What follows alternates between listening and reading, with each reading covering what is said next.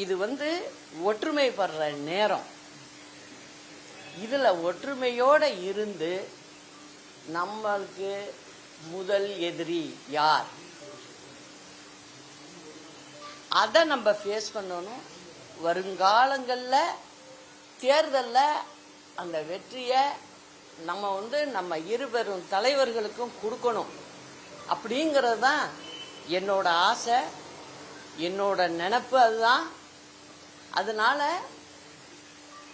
எப்போதுமே நான் தொடர்ந்து நான் பெங்களூர்லேருந்து வந்ததுலேருந்து சொல்லிட்டு இருந்தது தான். அதை கேட்காம சில முடிவுகள் தப்பாக ஆயிருக்கு. தப்பை திருத்திக்கிறதும் நம்ம கையில் தான் இருக்கு. அப்படிங்கிறத சொல்றதுக்காக தான் உங்களை எல்லாரையும் வர சொன்னேன். உங்களுக்கு எல்லாமே என் மனசில் இருந்ததை சொல்லிட்டேன். இதுதான் எங்கள் இயக்கத்தில் காலகாலமாக இருக்கிற தொண்டர்களுக்கு ஒரு பாதுகாப்பு. எல்லோருக்கும் நல்லது, பொதுமக்களுக்கும் நல்லது. அதை சிந்திச்சு எல்லாரும் செய்யணும்னு தான் என்னோட ஆசை. அதுக்கு நான் முழுசா என் மனசுல எந்த வித பிரிவினையும் கிடையாது அப்படிங்கிறதையும் நான் சொல்லிக்கிறேன். இது காலத்தின் கட்டாயம். நம்ம ஒன்றிணைந்து செயல்படணுங்கிறது தான்.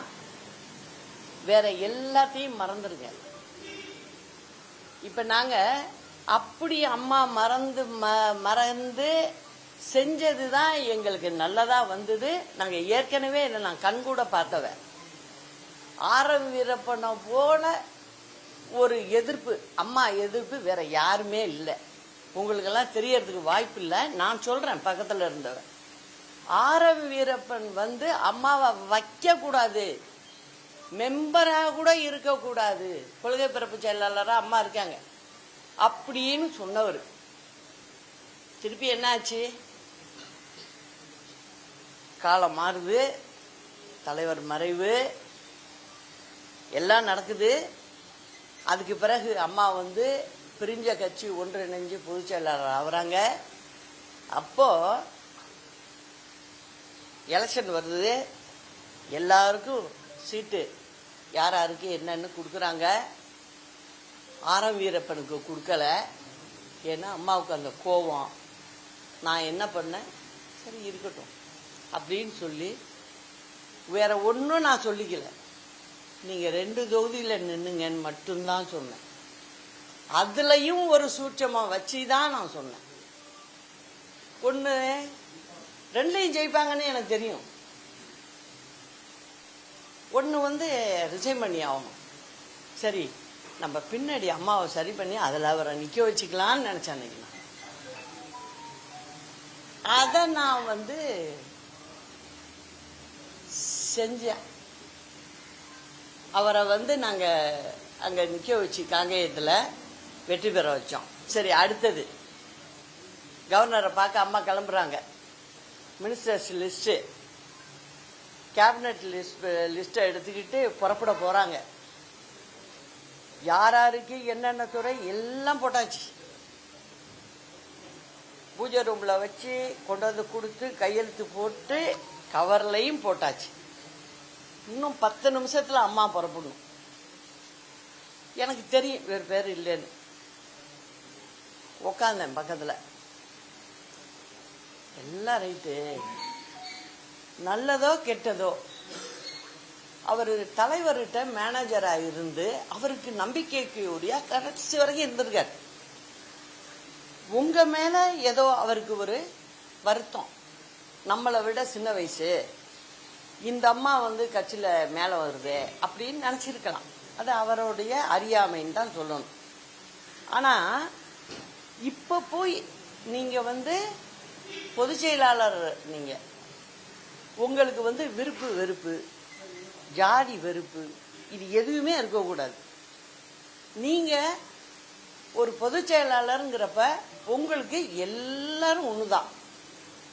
அதனால இதுல எனக்கு வருத்தம் இருக்கு. என்ன வருத்தம் சொல்லு?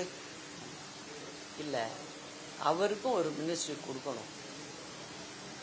அது முறை அப்படின்னு ஸ்ட்ராங்காக சொல்லிட்டு உட்காந்து. ஆனால் அம்மாவுக்கு என்னை பற்றி புரியும். எதுவும் அம்மாவோடைய நல்லதுக்கு தான் சொல்லுவேன், இந்த கட்சியோட நலனுக்கு சொல்லுவேன் அப்படிங்கிறது நல்லா தெரியும்.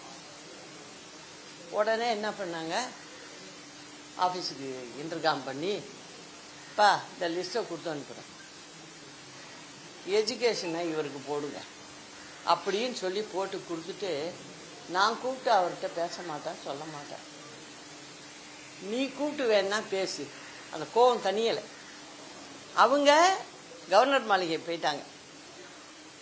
அதுக்கப்புறம் வீட்டிலேருந்து ஃபோன் பண்ணி சொல்லி அண்ணனை வீட்டுக்கு வர சொல்லுன்னு சொல்லி அவர்கிட்ட உட்காந்து 1/2 மணி நேரம் பேசினேன்.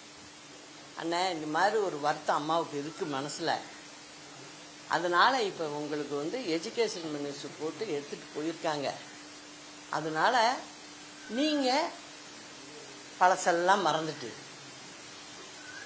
அவங்களுக்கு உதவியாக நீங்கள் அரசாங்கத்தில் மந்திரியாக இருந்து நல்லபடியாக இந்த அரசாங்கத்துக்கு நல்ல பேர் வர்றாப்புல செயல்படுங்கண்ணே போகிறோம் அப்படின்னு சொன்னேன். உடனே எந்திரிச்சு அவர் மனசே குத்திடுச்சு. ஏன்னா என்னுடைய கணவர் இவருக்கு இப்படி அது, ஏன்னா அம்மா கூட நாங்கள் பழகிறோன்னு, அதனால அவர் என்ன சொல்கிறாரு, அம்மா உங்களுக்கும் பர்சனலாக நான் சில தவறுகளை பண்ணிட்டேன், அம்மாவுக்கும் நான் பண்ணிட்டேன், ஆனால் நான் இப்போ இந்த மந்திரி வரும் நான் எதிர்பார்க்கவே இல்லை. அவரே ஸ்டன்னாகி நின்றுட்டார். அதனால நிச்சயம் நீங்கள் சொன்னபடி நான் நடந்துக்கோமா, ரொம்ப நன்றிம்மான்னு சொல்லிட்டு போனார். ஸோ அந்த மாதிரியெல்லாம் இந்த இயக்கத்தில் நான் செஞ்சவ எந்த வித பிரதிபலனையும் எதிர்பார்த்ததே கிடையாது. எனக்கு கண்ணுக்கு தெரியறது அம்மா மட்டும்தான். அவங்களுக்கு என்ன பிரச்சனை வந்தாலும் அதை நகர்த்தி அதை கரெக்டாக கொண்டு போகணும் அப்படிங்கிறத மட்டும்தான் என்னுடைய வேலையாக நான் பார்த்துக்கிட்டு இருந்தேன். அதனால தான் இப்போ நடக்கிறதெல்லாம் பார்த்ததும் ரொம்ப மனசு புண்பட்டு போயிருந்தது. அதுக்கு இன்னைக்கு மற்றவங்களும் வெளிப்படையாக பேசி சொல்லிட்டாங்க, சொன்னது நல்லது. அதனால எல்லாரும் ஒற்றுமையாக இருந்து செயல்படணுங்கிறது தான் என்னோட ஆசை. அதுக்கு நான் முழுமையாக யாரையும் வெறுக்கவோ இல்லை எல்லாரையும் அணைச்சி போகணும்னு நினைக்கிறவ. அதை எல்லாரும் புரிஞ்சுக்கணும். இந்த இயக்கத்தோடைய பாரம்பரியத்தை புரிஞ்சுக்கணும். யாருனால தொடங்கப்பட்டது, யாருனால வளர்க்கப்பட்டது, அதனால மக்களுக்கு எவ்வளவு பயன் நம்ம கொடுத்துருக்கோம் அப்படிங்கிறத நினைச்சு எல்லாரும் ஒன்றிணைந்து செயல்படணும். அதுதான் எனக்கு வேண்டியது. அதனால அதை எல்லாரும் சேர்ந்து செய்யணும். எல்லாரையும், யாருமே வெளில போனவங்க யாருமே வெளில விடக்கூடாது. எல்லாரையும் ஒன்றிணைச்சு நம்ம செயல்படணும்.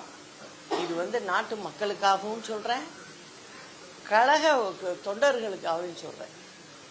அதனால எல்லாரும் ஒருங்கிணைங்கிறது தான் இது வழியாகவும் நான் சொல்லிக்கிறேன். நிச்சயமா இருக்கு. நான் இது இப்ப சொல்லலை, ஆரம்பத்திலே நான் சொல்லிக்கிட்டு இருக்கேன்.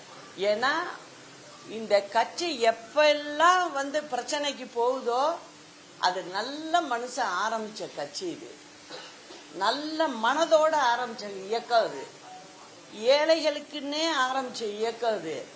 இது என்னைக்கும் துண்டா போகாது, ஒன்னாதான் இருக்கும். யாரு முயற்சித்தாலும் அது நடக்காது.